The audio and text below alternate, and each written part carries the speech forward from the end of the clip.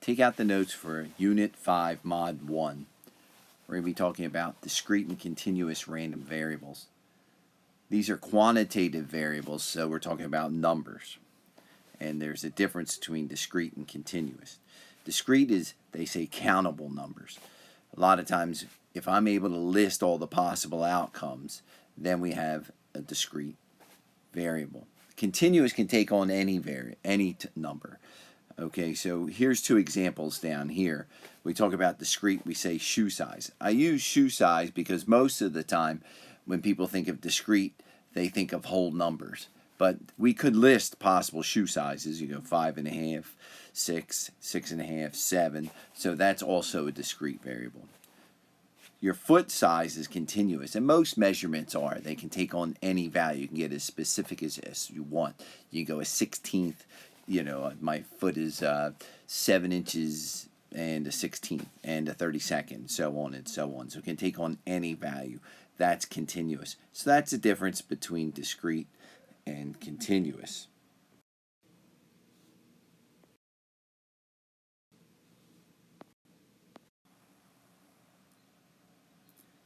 So we're going to use an example. We're really going to be sticking to discrete random variables. So we're going to be looking at this particular example here where we have Ty Cobb. And Ty Cobb has the highest lifetime average of all MLB players. It's 366. So what we're going to look at, it says the typical amount. So most times anyone bats in a game, the most times usually is 5. So we're going to look at 5 at bats.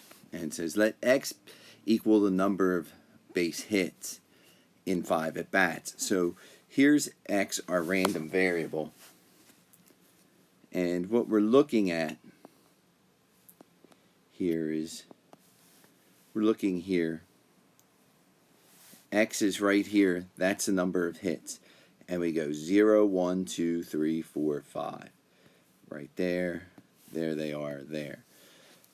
Down below it is the probability of getting 0 hits. It's 0.012, 0.296, and so on and so on. So each of these are related in this way here.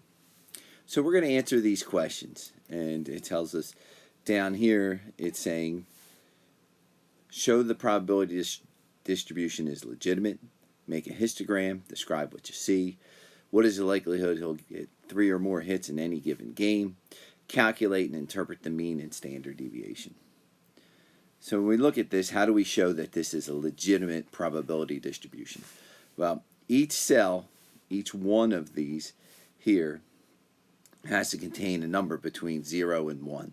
So these numbers here all have to be between 0 and 1, and they are. Okay, they can't be greater than 1, and they can't be less than 0. They could be 0, or they could be 1, but they're not. And as long as they're between there, we're fine. So that's the first part. The second part is when I total these probabilities here, down here, they must total 1. So if I add all of these probabilities up here together, this has to come out to 1. And they do. So that tells me that this up here is a legitimate probability distribution.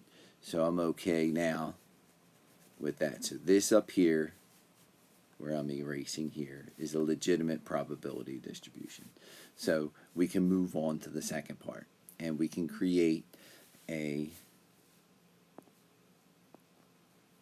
in this second part, what we're going to do is we're going to create a histogram. Part B of this question asks us to create a histogram. So up here in Google Sheets, I created this bar graph. And here, it asks us to describe it. So you could draw this by hand easily. Just put 0 through 5 down the bottom, the probabilities over on the left, and you could draw it by hand. Or you could create it in Google Sheets. Either way, it's fine. You can draw a quick sketch of it right there on your paper. That's perfectly fine.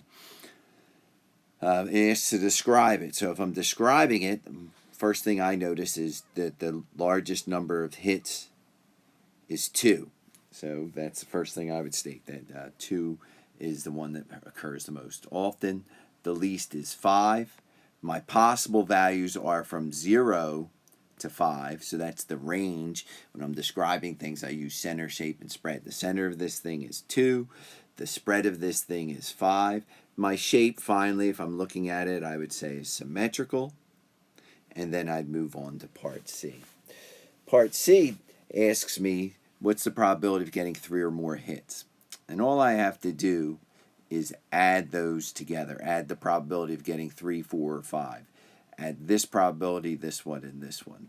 Here, here, and here. So here are the probabilities. I total them. 0.198 plus 0.057 plus 0.006 is 0.261. So there's a 26.1% chance of getting 3 or more hits.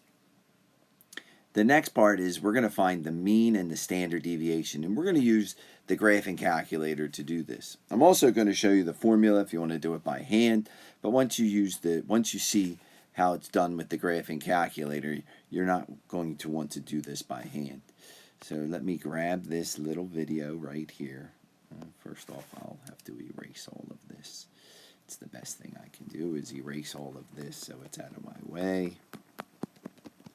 Doesn't move it all over. There we go. And I'm going to show you on this video how to do it with the graphing calculator. So you're on your home screen here, and we're going to do list. So you go to stat, enter, and in your lists, in L1, you're going to put your X values. So we're going to put the number of hits. 0, 1, 2, 3, 4, or 5 right here in L1.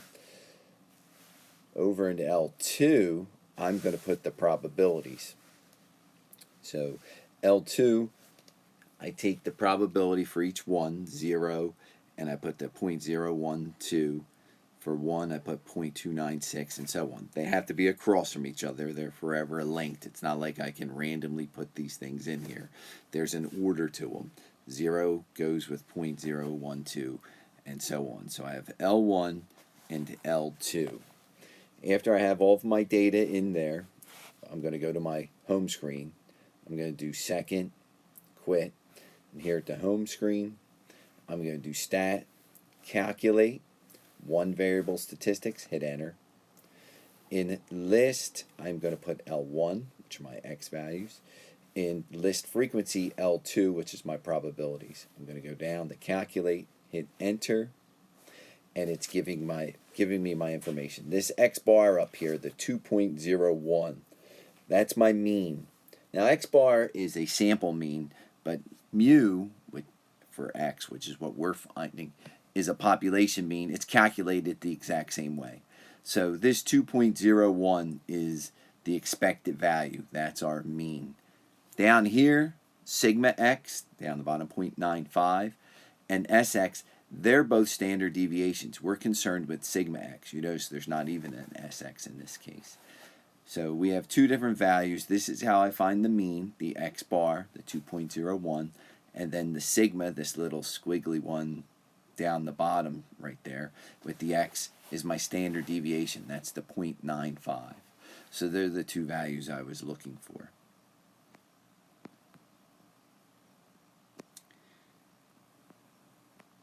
And when I interpret these things, you'll see down the bottom here, it says my mean is 0.201. The average number of hits in 5 at-bats is 2.01. If we take many 5 at-bats, we would get 2.01 hits on average. Standard deviation, 0.95. The number of hits in 5 at-bats would vary from the mean by about 0.95. Before I show you where the numbers actually come from for the formula for the mean and standard deviation, let's make sure we understand the different terms that we were just talking about.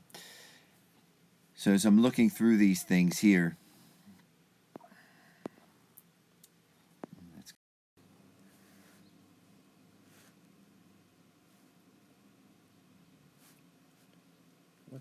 hell is going on here?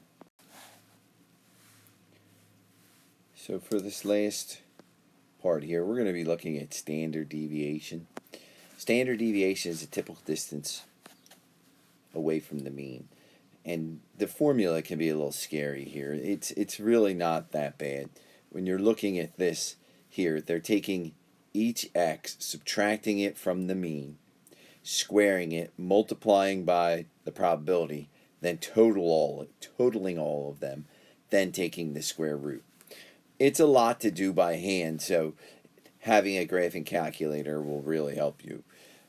If you don't have one, you'll have to borrow someone to be able to calculate this. Or, I mean, you could do it by hand. You just have to be very careful when you're doing this. When you're setting them up, I'd put them in rows and columns and make sure that each value that I do one at a time. It can be done. We're not doing it. And that's basically all you need to do to calculate these. The bottom part down here, interpreting the mean and the standard deviation, that's what we were just talking about doing. The average number of hits on many randomly selected 5 at bats would be, and that's what it is. That's the 2.01. So it's the average number of hits in 5 at bats if we selected many 5 at bats. Typical distance away from the mean, so a randomly selected number of 5 at bats will typically vary from the mean by 0.95.